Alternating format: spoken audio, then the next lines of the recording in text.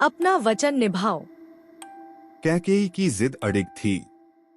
राजा दशरथ चिंता से अभिभूत होकर मुरझा गए। राम, उनका प्रिय बेटा, उन्हें बहुत लंबे समय तक संतानहीन रहने के बाद एक यज्ञ के परिणामस्वरूप प्राप्त हुआ था। वह कैसे अपने इतने बहुमूल्य बेटे के साथ विश्वासघात कर सकते थे? उनके दिल में यह विचार भारी हो गया कि वह राम को खो देंगे, जिसे वह इतनी गहरी स्नेह से चाहते थे। लेकिन उससे भी बढ़कर वह यह नहीं समझ पा रहे थे कि कैकेयी, जिसे उन्होंने हमेशा प्यार और विश्वास किया था, इतनी नीचता और निर्दयता से व्यवहार क्यों कर रही थी। उसे इस क्रूर कदम के लिए किसने उकसाया था? किसने उसके मन में राम के खिलाफ विष घोला था?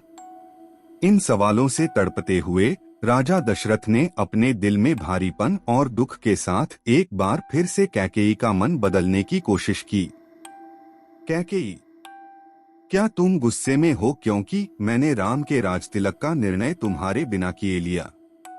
अगर ऐसा है तो कृपया मुझे माफ कर दो।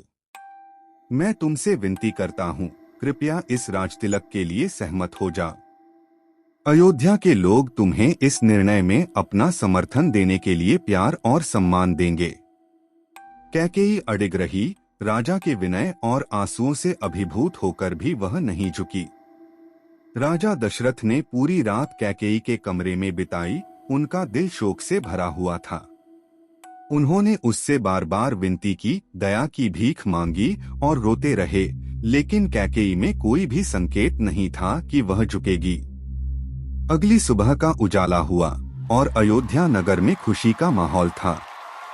लोग राम के भव्य राजतिलक समारोह में भाग लेने के लिए तैयार हो रहे थे।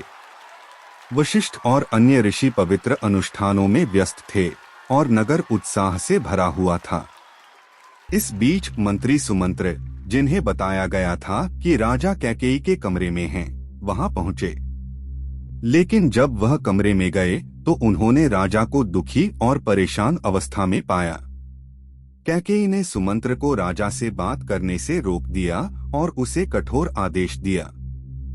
सुमंत्र, जाकर राम को यहाँ लाओ। मुझे उससे बात करनी है।